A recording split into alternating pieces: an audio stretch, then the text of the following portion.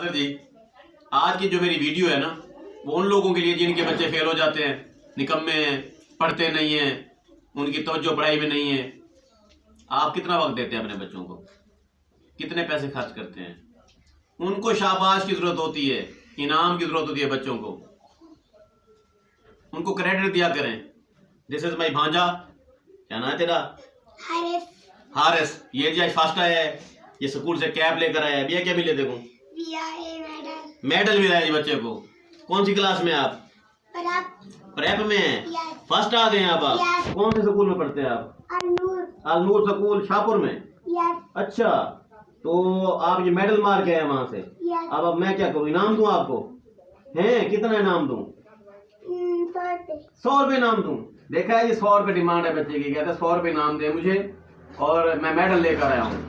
ये जो काम इसने दिखाया ना, ये 100 रुपए वाला काम नहीं है। ये जो है ना, बहुत सारे पैसे लगते हैं इसके ऊपर। ठीक है, तो ये जनाब आपका इनाम मैं आपको दे रहा हूँ। ये 1000 रुपए इनाम है। अगली बार फिर फर्स्ट आना है, बहुत पढ़ाई करनी है, ठीक है, तवज्जो देनी है और हर चीज आपको आनी चाहिए। शाबाश, जा सकते हैं। ओके।